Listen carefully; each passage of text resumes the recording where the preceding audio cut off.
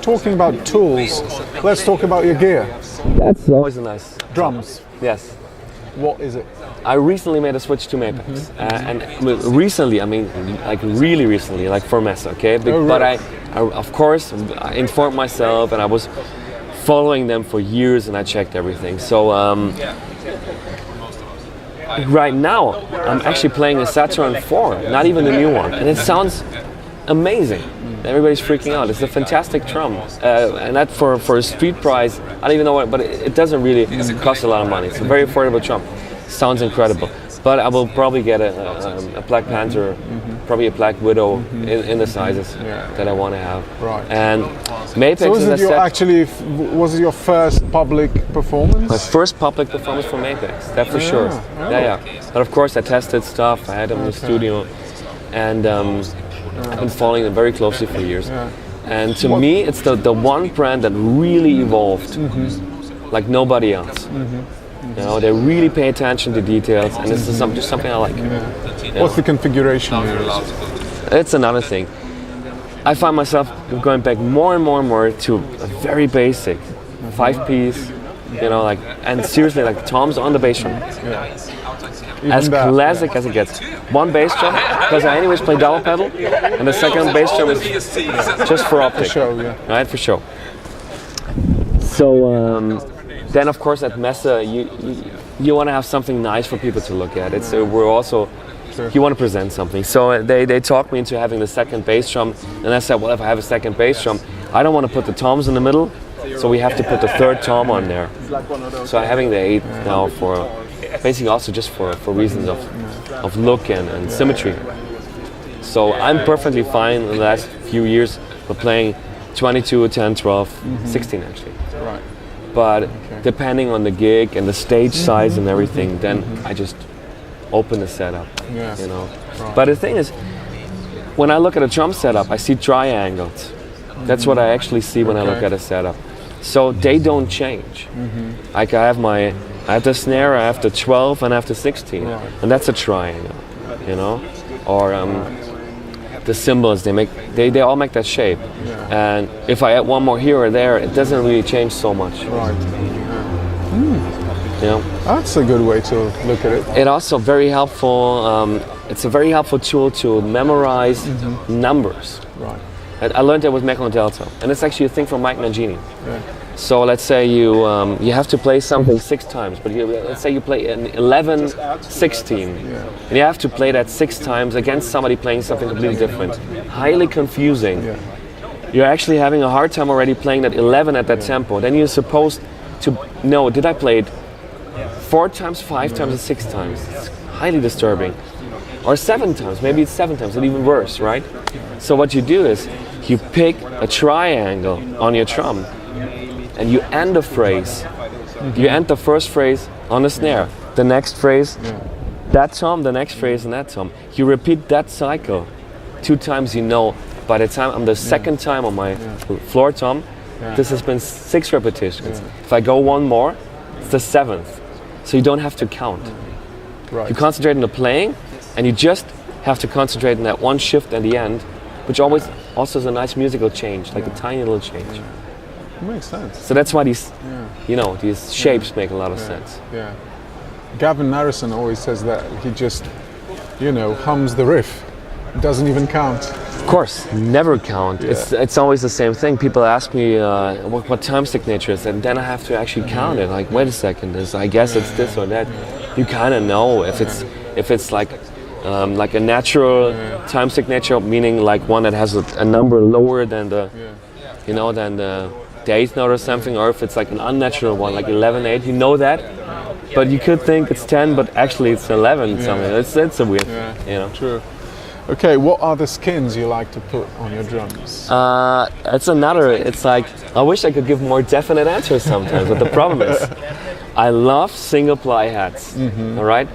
If in a perfect world, I would play a single ply hat that lasts as long as a double ply hat, and they don't. They don't.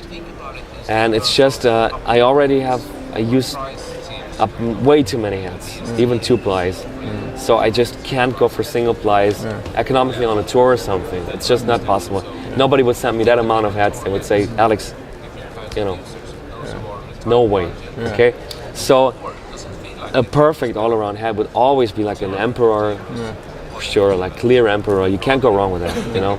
But I really, really like those Ambassador X from Remo. They're single ply, but a little thicker, and it almost works for me.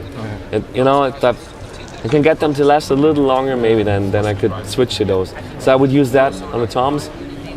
Bass drum, power stroke. It's kind of boring, but it works for me. Snare, same thing. I like Ambassadors coated, but live I would then go for an Emperor X again with a dot underneath. Cymbals. Cymbals. Some of my favorite things. Yeah. Basically, my favorite thing actually on the drum. I love cymbals, and here's the thing. It's how can I say that? I always loved Zildjian cymbals. Okay, it's like I'm the happiest guy in the world now that I made that switch. But then that's, of course, I played another brand before, and it's like with cars. I mean, Audi, Mercedes, BMW, it's all great cars. So it's not like one is necessarily better than the other or anything. But it's just a matter of feeling. You have some sort of attachment to a company, you believe in what they do. And especially with Zildjian, it's the thing that there's no company like that in all of percussion. I mean, it's the oldest company in America, the oldest family-run business. And I talked with them the other day. They didn't even know that. Richard Wagner, the great German composer, he insisted on Zildjians being used. Yeah, specifically. It's a history like nothing in the world. You know, you're part of a history. If you hit that cymbal, you're like in the line of a long history. So I love those. And what I'm using, I'm using the K Custom hybrids. Again, it's a little untypical for metal. You would think that, and of course, I told them I might actually need A Custom heavies, and they sent them to me. But I love the way these K Customs, the way they open up. Because I guess in my taste, I'm not a typical metal drummer, as I told you. I love Steve Smith and stuff, you know.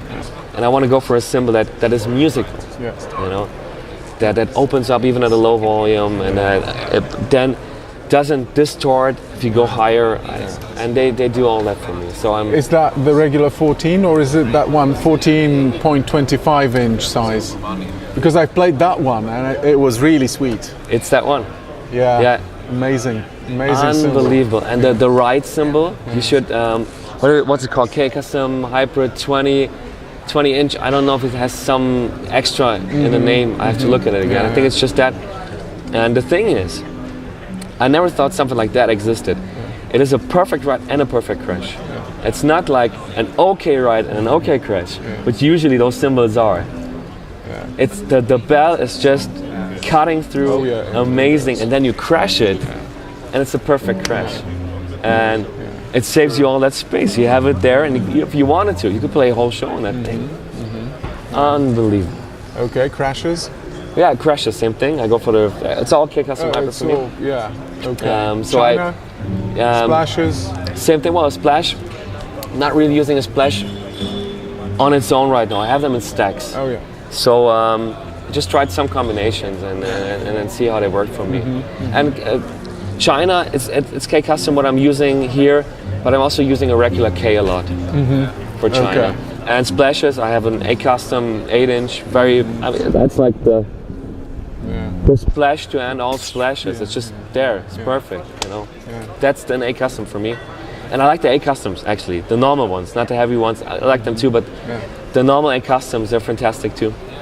But I just fell in love with the K Custom. That's the way it is. Sticks Vader. This is a cool thing. I always played Vader from little on. My teacher gave them to me, and I stick with them. And I remember at Messe, I was a little boy, and Alan Vader, he just gave me a pair for free. We talked a little bit, and that was so sweet. And I don't know. I always felt attached to them. And with Vader, I actually waited a few years, and I kept buying sticks until I actually was able to get a Vader deal. And I had offers already. I said no, I don't want to, because sticks and pedals, you're actually playing with that stuff. You have to be 100% sure. You know, it's really the stuff that you actually play with, what you have in your hands, and it's something you gotta trust. True. And you're gonna like. And I'm playing a 5/8 stretch, and The thing about a 5A stretch is much, a little thicker than a 5A, longer, heavier. So you get the feel of a 5B somehow, but you have more reach. And they're a little thinner, and it works for me. Technically, I can play a little more delicate things with them, and they don't break. Right. It's just fantastic. Yeah. Perfect. Okay, so